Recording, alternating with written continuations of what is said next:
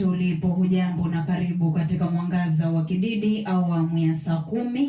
Jina langu ni Sara Nzilani. Wafanyikazi wa viwanja vya ndege wametishia mgomo wa siku 2 na wamesitisha mgomo wa siku 2 na kumaliza uchungu wa mamia wasafiri ambao wamecheleweshwa na kugairiwa kwa ndege tangu Jumatatu. Uamuzi huo umefuatia mazungumzo ya Wizara ya Uchukuzi David Chirchir, Wizara ya Kazi, Mamlaka ya Viwanja vya Ndege vya Kenya KAA na Chama cha Wafanyikazi na Usafiri wa Anga KAU, ambapo wamekubaliana kuwa mkataba wa makubaliano ya pamoja CBS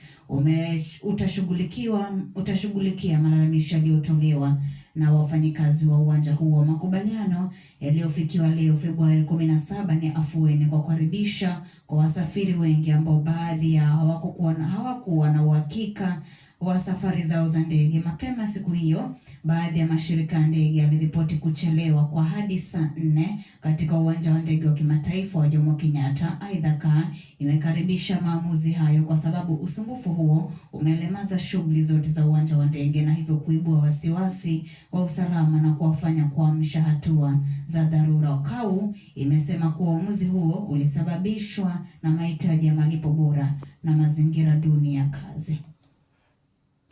Kididi FM kukuhabarisha na burudani.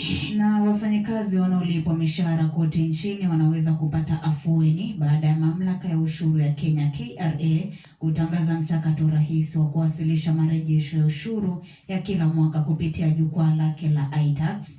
KRA imewataka Wakenya walioajiriwa kunufaika na kipengele kipya cha Simplified Returns inayoundwa mahususi kwa watu ambao chanzo chao cha mapato ni ajira. Hapo awali, wafanyikazi wanaolipwa walitumia karatasi gumu la Excel kuwasilisha ripoti zao za ushuru wa mapato, na katika mchakato huo walitumia muda zaidi. Hata hivyo, katika sasisho la hivi karibuni, matumizi ya karatasi ya Excel yameondolewa. KRA imebaini kuwa chaguo la kurejesha rahisi kwenye mfumo wa iTax huja na maelezo yaliyojazwa awali, ikiwa ni pamoja na nambari ya utambulisho wa kibinafsi PIN na ajira na kodi zote ambazo tayari zimekatwa. Kididi FM kukuhabarisha na burudani. Na kwingineko ni kuwa Naibu Rais Kithure Kindiki ametoa hati miliki kwa familia 105 ambazo nyumba zao ziliharibiwa wakati wa mafuriko makubwa ya Aprili mwaka 2025 yaliyogharimu maisha ya watu 60. Tukio hilo limeashiria hatua muhimu katika juhudi za serikali za kuwapa makazi mapya kufuatia mkasa huo ambao uliacha watu wengi bila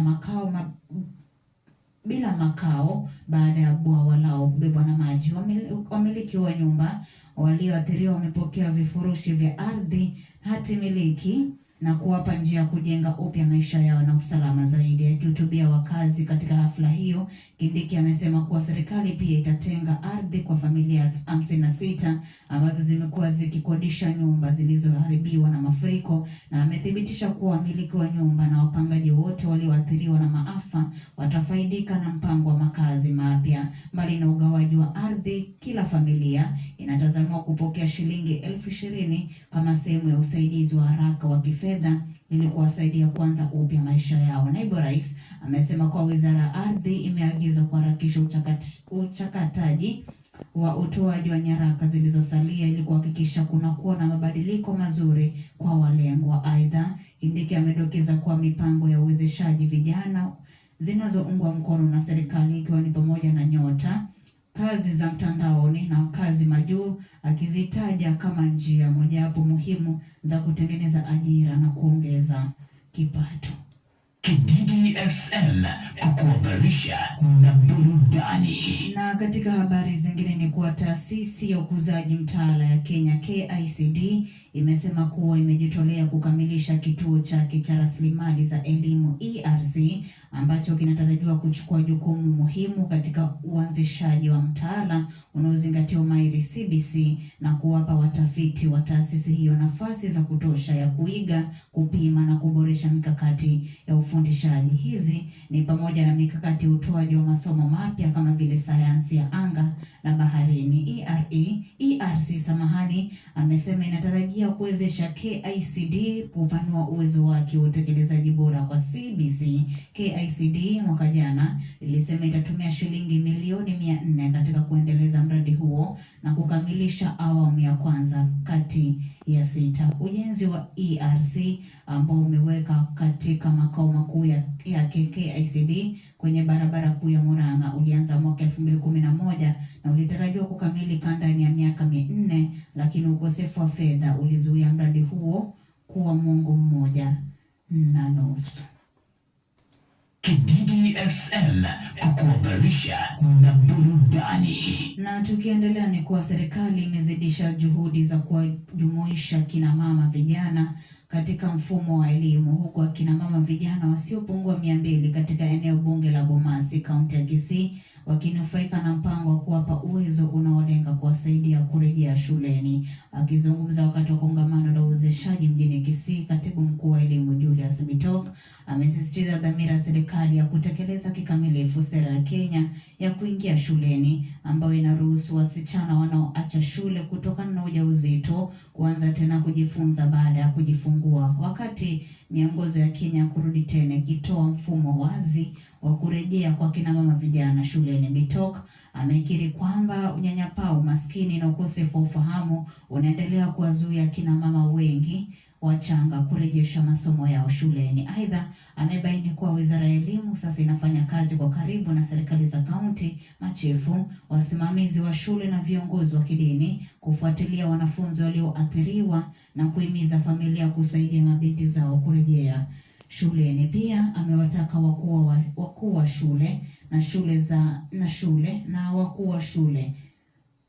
wakuu wa shule kuwabakisha wanafunzi kulingana na agizo la Rais William Ruto kuhusu wanafunzi wasio na sare au ada za shule kubaki shuleni. Sambamba na hayo, ametoa onyo kali kwa wahusika wa unajisi, akisema kuwa sheria itachukua mkondo wa dhidi ya waliohusika kuwapa ujauzito wasichana wa umri mdogo. Aidha, katibu wa idara ya utangazaji wa TEHANA amewahimiza waliomaliza elimu ya sekondari kuomba programu ya Nyota ili kupata mitaji ya serikali na kuanza miradi ya kujikita na kujipatia kipato.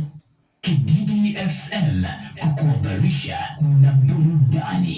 Na katika rubaa za kimataifa ni kwa Marekani imepeleka takriban wanajeshi wake 100 nchini Nigeria kusaidia katika mapambano dhidi ya makundi ya itikadi kali. Nigeria imesema takriban wanajeshi 100 wa Marekani wamewasili nchini humo kwa ajili ya kuziongeza nguvu operesheni za kupambana na makundi ya itikadi kali katika eneo hilo. Taarifa hiyo imetolewa na msemaji wa jeshi la ulinzi la Nigeria, Meja Jenerali Samaila Uba, ambaye ameeleza kwamba kikosi hicho kitatoa mafunzo na ushauri kwa wanajeshi wa Nigeria, lakini hakitokuwa sehemu ya operesheni ya mapambano. Msemaji wa ofisi ya Rais wa Nigeria, Sunday Dare, amesema nchi hiyo inahitaji msaada mkubwa kutoka Washington, ikiwemo msaada wa ndege za kivita na risasi, ingawa hakutaja idadi wala muda wa kuhitajika wa silaha hizo. Wanajeshi wa Marekani wawasili Nigeria kusaidia mapambano dhidi ya wanamgambo. Rais wa Marekani Donald Trump amekuwa akishtumu Nigeria kwa kushindwa kuwalinda Wakristo dhidi ya mashambulizi ya makundi ya itikadi kali kaskazini magharibi mwa nchi hiyo ya Nigeria. Kididi FM kukuhabarisha na burudani. Na mwisho mwangaza wa Kididi awamu ya saa 10. Jina langu ni Sara Nzilani. Kididi jioni inang'aa.